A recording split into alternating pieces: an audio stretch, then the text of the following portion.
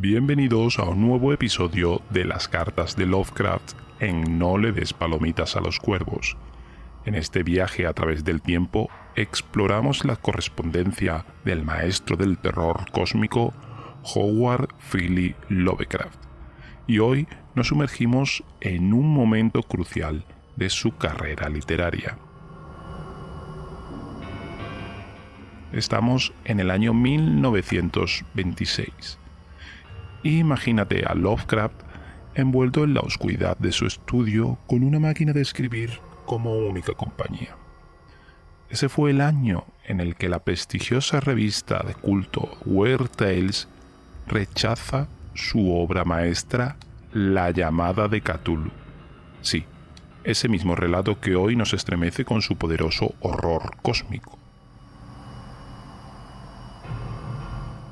Acompáñanos mientras exploramos cómo este rechazo impactó en el legado de Lovecraft y en la historia del género de terror.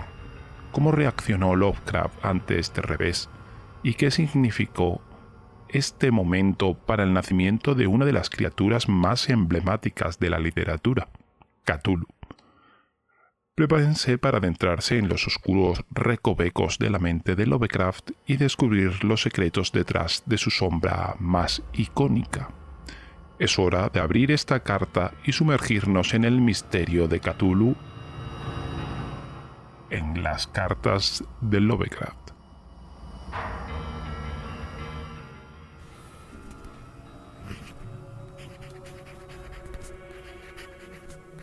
A Clark Ashton Smith, 29 de octubre de 1926.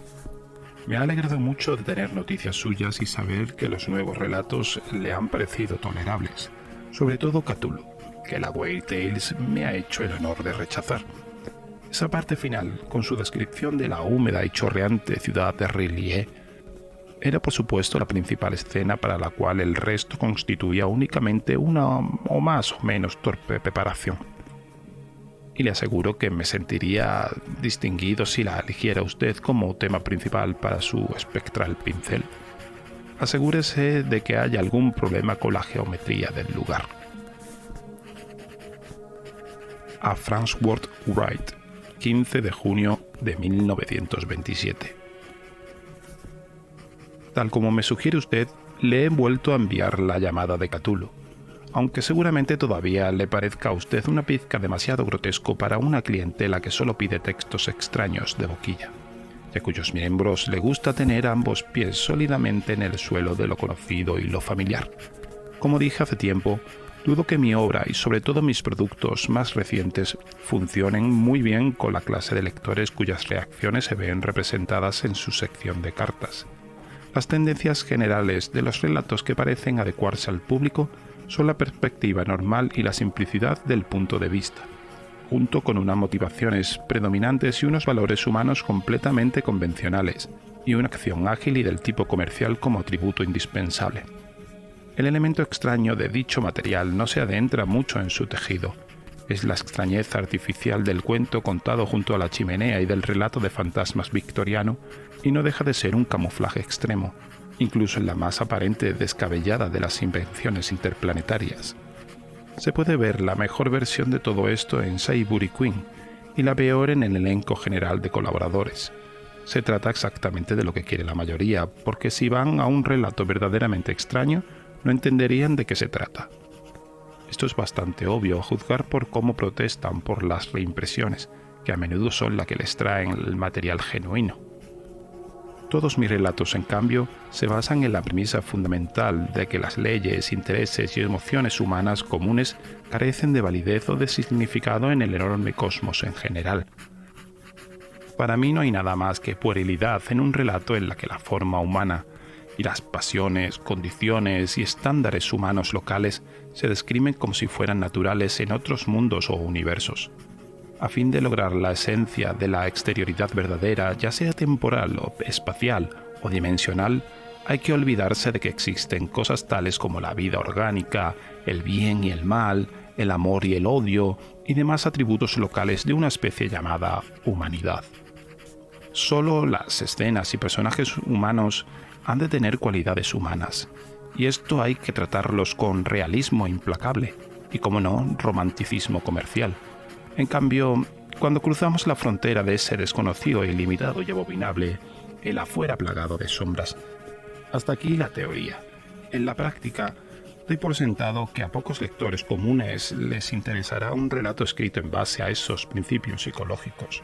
Los lectores quieren que sus valores y motivaciones convencionales y comerciales se impongan sobre los abismos de la visión apocalíptica y sobre el caos rotundo, y no considerarán interesarse en absoluto en un relato interplanetario, si no tiene a la heroína marciana de turno, o joviana, o veraniega, o saturniana, que se enamora del joven viajero de la Tierra y al hacerlo incurre en los celos de inevitable príncipe Congros, o Zilar, o Hoshkok, o Norkog, que sin más dilación procede a usurpar el trono, etc. O si no tiene una nomenclatura marciana o de donde sea, que siga estrechamente un patrón terrestre, con un nombre indogermánico terminado en A, para la princesa y otro semítico y desagradable para el villano. Yo no sería capaz de pregañar esa porquería aunque me fuera la vida en ello. Si escribiera un relato interplanetario, este trataría de unos seres de organización muy distinta a los mamíferos mundanos, y que obedecieran a unas motivaciones completamente ajenas a todo lo que conocemos en la Tierra. El grado exacto de alteridad dependería, por supuesto, del escenario del relato, de si estuviera ambientado en el sistema solar, en el universo galáctico visible de fuera del sistema solar, o en los abismos completamente insondables que hay más allá todavía. Vórtices sin nombre de aberraciones jamás soñadas, donde la forma y la simetría, la luz y el calor, e incluso la materia y la energía mismas, se puedan metamorfosear de manera impensable o bien estar ausentes del todo. Solo llegué al umbral de esto con Cthulhu, donde tuve que evitar el caos en los pocos especímenes de lenguaje y nomenclaturas del exterior que presenté. Muy bien todo, pero ¿los aceptarían los lectores? Porque es seguramente lo que les llegará de mí en un futuro, salvo cuando esté describiendo escenas claramente terrestres, y soy el último en pedir que se acepte material de un valor dudoso para los propósitos particulares de la revista. Ni siquiera cuando trate con los elementos extraños de lo mundano será probable que haga hincapié en los valores emocionales artificiales populares de la ficción barata. En fin, podrá juzgar usted mejor esta cuestión a partir de ciertas muestras recientes de mis garabatos, razón por el cual le adjunto para su lectura puramente personal, aunque Dios sabe lo que puede publicar si les apetece, ya que no es probable que lo haga nadie más. 2 características parrafadas neolovecraftianas: La llave de plata y la extraña casa en la niebla. Imagino que no encontrará usted en ellos nada de gran interés profesional. Así podrá estar seguro de que sus lectores no se pierdan demasiado.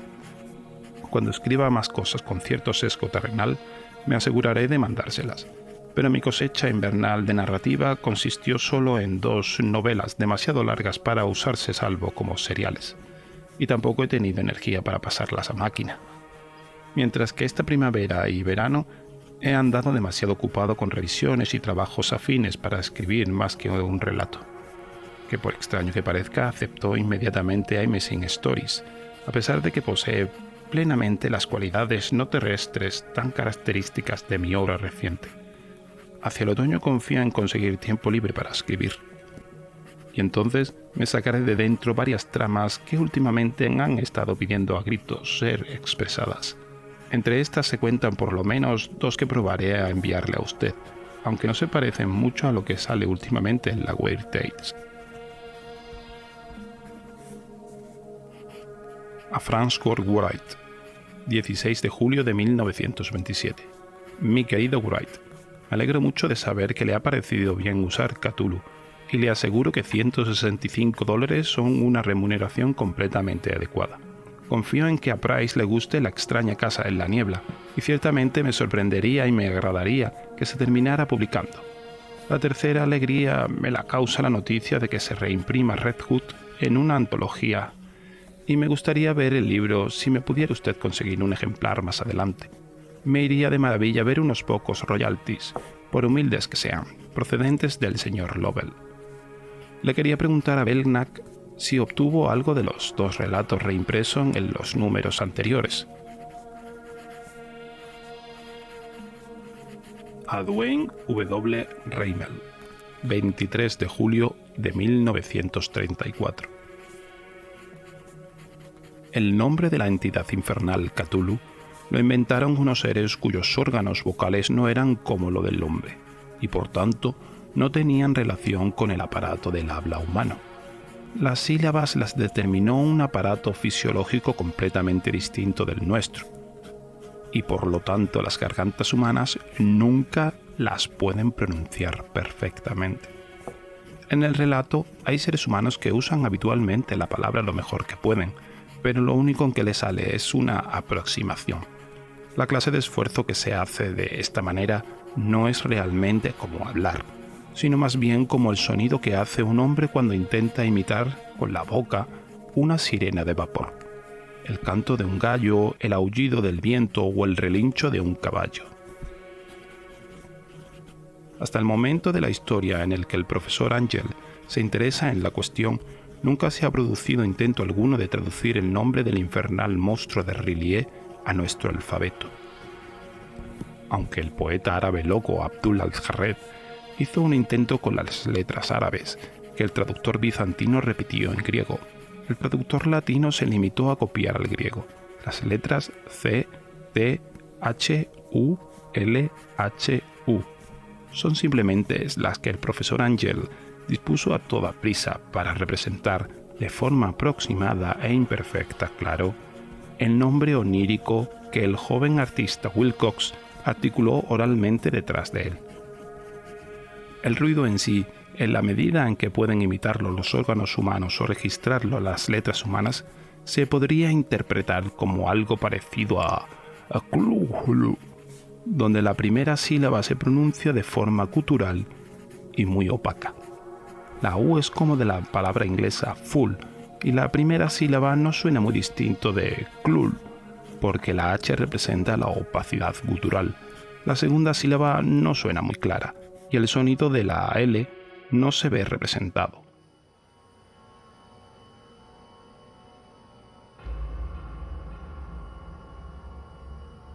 Y así, oyente temerario, llegamos al final de este fascinante capítulo de las cartas de Lovecraft.